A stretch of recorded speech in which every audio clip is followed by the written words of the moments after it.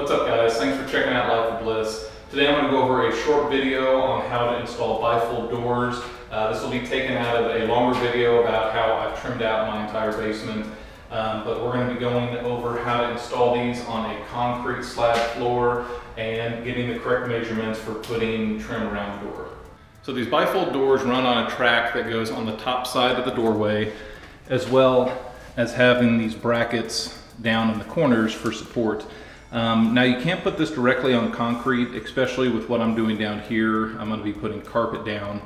So you want to space it up a little bit off the concrete and give this something to screw into. That'll also give you some clearance for the carpet as well. To do that, you'll just make little cuts with 3/4 inch plywood, just like there. And we're just going to glue it down to the concrete, and that'll give it just a little bit of space to clear the carpet. So we'll get those secured first and then screw our brackets into the wall. And I have marked 1 inch center from the outside edge on all the corners, as well as where the brackets are going here to be centered on.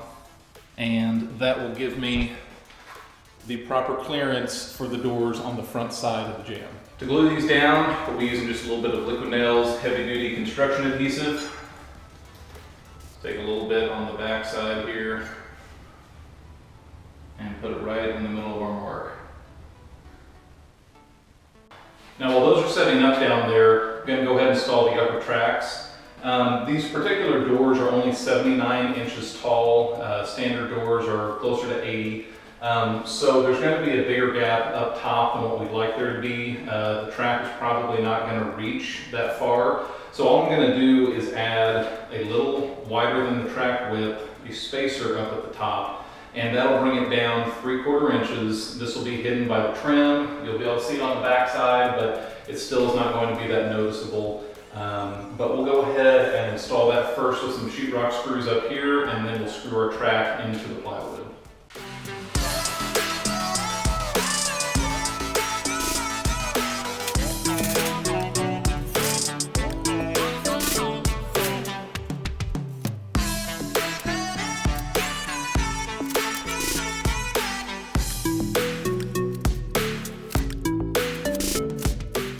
After your pieces of plywood have set up with the glue, go ahead and install your brackets at the bottom.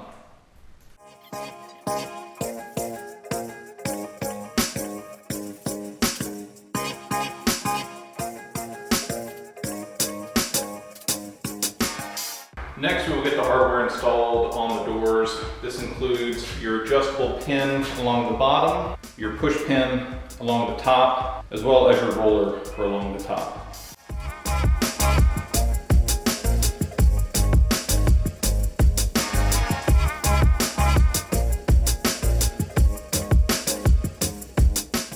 Our next step is to install the doors and see how they're fitting up. If the door is not tall enough, you'll take your screw at the bottom and unscrew it a few turns, and then try again.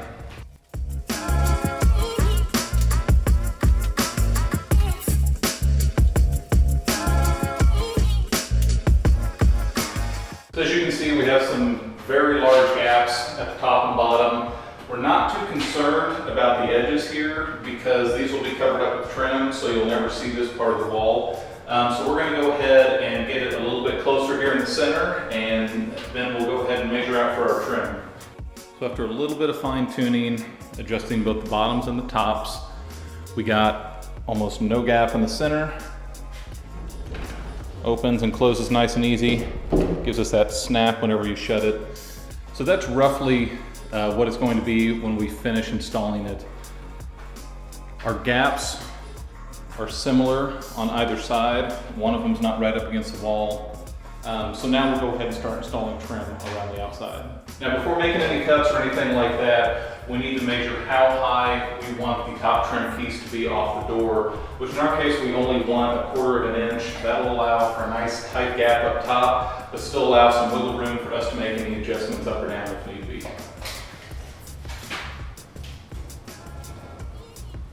So we'll put our tape measure on the very top of the door over here, and then mark where the 1/4 inch line mark is. So that will be the line at which we cut our first piece and we line up our top piece on. Now we'll get started making our cuts for the trim. You want to be sure and have a 1/2 inch spacer on the concrete so the carpet has a place to tuck into. So I'm using just a 1/2 inch piece of sheetrock down here. First, we will go ahead and set it on our sheetrock, and on our mark, we will transfer that where we did our 1/4 inch off the top of the door onto the piece of trim, and that will give us our line for our inside corner. Once we've made our first 45-degree cut, we will come back, set it on our spacer again, and come back and make sure it lines up with our mark, which it does. So that will be the lowest part of our top piece of trim going across. And you can set it up next to the door just to verify that it's going to be roughly a 1/4 inch above where the door is. Now for installing the trim, we're going to be using a 16 gauge nailer with at least 2-inch nails. The way that you'll want to line this up is you'll want to open the door all the way, stick the piece of trim up against the door, and then pull it back just about a 1/4 of an inch, maybe 3/8 of an inch back away from that door. So once everything looks similar, you can close the door and start nailing everything in.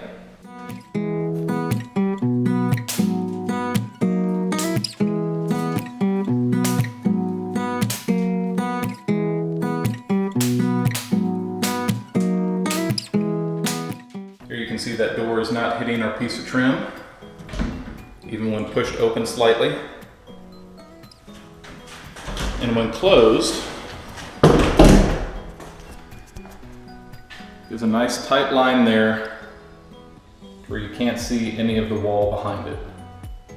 Now we're going to just repeat the process for the other side of the door.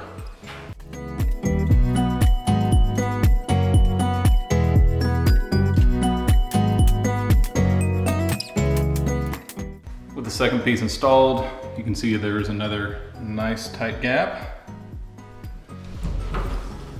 And when closed, you cannot see any of the wall. Now for cutting the top portion here, this is really important to get your angles correct for your cuts. I've already gone ahead and cut one side of my board, and that allows me to level it with the other side and to make sure my gap is as small as it can be. I started off making 45-degree cuts on both corners, just because that's a standard 90-degree angle. To get the smallest gap possible over here, I ended up having to make a 46-degree cut, giving the top edge a little bit more length, and that really tightened up my gap up here. What I'm going to do next is mark roughly where the other side is lining up and cut it just slightly larger, and then do the same for the other side. That will allow me to, again, overlap on this opposite edge, which I already know is lined up perfectly, and get my angle correct over there, and then cut my final length at the very end. So as I said, I've made a 45-degree angle cut over here that is an inch longer than what my opening actually needs to be, and I'll show you why I did that. So when I line up this side to where there's no gap, and I follow my trim piece across, you can see it's setting up a little high over there. It's not level like it should be. We want it down level on the bottom there. When we do that though, our gap starts opening up at the top. So what I'm going to do is cut it at a slightly different angle. So I've made my 46-degree cut on this angle. We'll put it up where it's flush, and it's right where we need to be over on this side. It's not too high or too low. So since we have this all set up for that side over there, come back on this side, line up our edge, come over here, and mark where we need to cut. So in making this final cut over here, you'll want to make it just like 1/8 of an inch large, and that way you can come back and cut just 1/2 of the blade length off this edge to get it to where it's going to fit perfectly in your gap there. So after making a few cuts, can see that this edge here is very tight.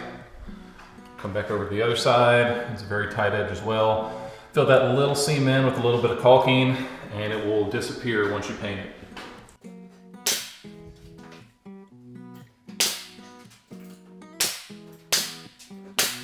And there is your installed and trimmed bifold door.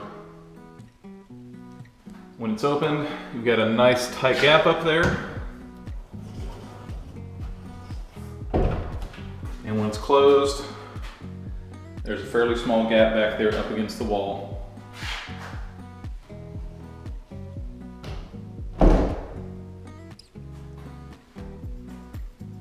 So that is it on how to install your bifold doors on a concrete floor, as well as how to trim out around it to get a nice tight gap.